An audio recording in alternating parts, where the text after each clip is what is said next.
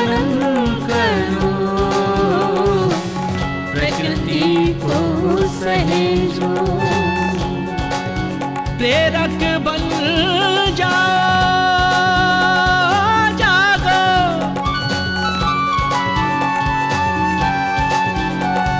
समाज की, देश की, विश्व की सेवा करो, स्वार्थ और लालच की बेड़ियों से बाहर निकलो। जागो है जागो, जागो है जागो, नौजवानों जागो, प्रेरक बन जाओ, प्रेरक बन जाओ, प्रेरक बन जाओ।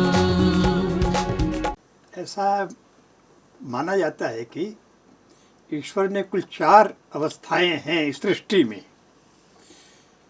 अब ईश्वर मैं इसलिए कह रहा हूँ कि ईश्वर का नाम दिया गया है कि सृष्टि का सृष्टा तो कोई ज़रूर होगा, जो है इस ब्रह्मांड का ब्रह्म तो कोई ज़रूर होगा, उसी का नाम ईश्वर मानते हैं बहुत सारे लोग।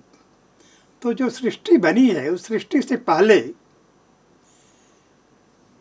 पहली अवस्था उसकी मानी गई पदार्थावस्था, जिसमें आकाश, धरती, अंदर नीचे धरती के अंदर जो कुछ तरल बिरल है, ये सारा जो प्रकृति जिसे हम कहते हैं, इस प्रकृति की अवस्था है पदार्थावस्था।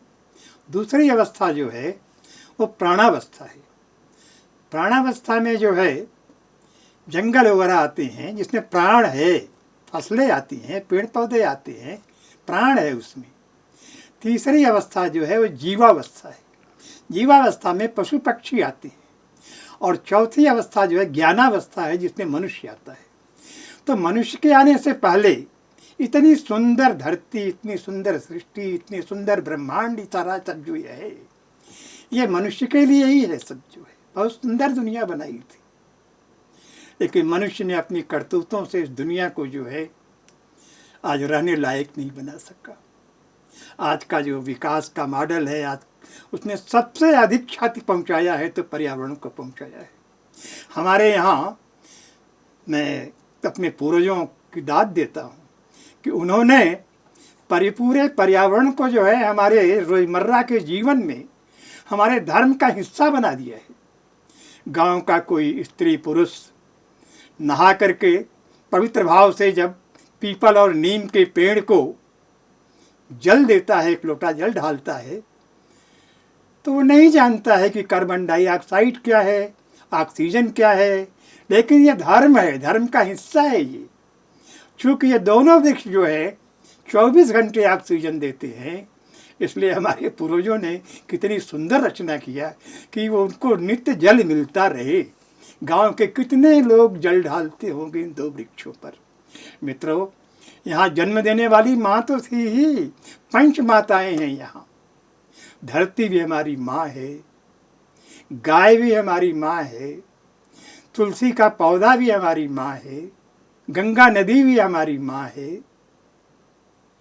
और ये ऐसा देश है कि यहाँ पहाड़ की पूजा होती है, सूरज की पूजा होती है, चाँद की पूजा होती है, धरती की पूजा होती है।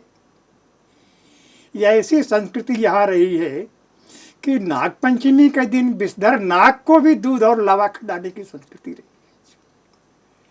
क्योंकि उसका भी हमारे जीवन में महत्व है। इस पूरी सृष्टि में ऐसी कोई चीज़ बनाने वाले ने नहीं बनाया जिसका हमारे जीवन में, इस समाज व्यवस्था में, इस प्रकृति में जिसका कोई महत्व न हो। ऐसी सृष्टि हमारी रही है। कुल मिलाकर के इस धर्म को जब मैं देखता हूँ तो बाग बाग हो जाता हूँ, जो है कि किस तरह से आज का जो संकट है, यदि हम लौट सकें अपनी दिशा में, वापसी में, सही माने में हम इन चीज़ों के साथ न्याय करें। इनके साथ पूजा करने का मतलब क्या? पूजा करने का मतलब इनकी रक्षा करना। आज तो बेतहाशा जंगल काटे जा रहे हैं, जो है हम धरती के साथ भी अन्याय कर रहे हैं। जितने हमने पंच माताएँ बताई आपने, इन पंच माताओं के साथ आज तो हम अन्याय कर रहे हैं, जो है माँ के साथ। हमको याद आता है बचपन में कि तुलसी के पौधे का यदि एक पत्ती तोड़नी हमें होती थी काढ़ा के लिए, तो माँ कहती थी शाम हो गई है, तुलसी माँ सो रही हैं, अब तुलसी माँ को परेशान मत करो, सुबह पत्ती तोड़ना। कहाँ ऐसा धर्म होगा कि पूरा पर्यावरण हमारे धर्म का हिस्सा बन गया। तो इस परिस्थिति से बचने के लिए हमें फिर से अपनी जड़ में जाना पड़ेगा।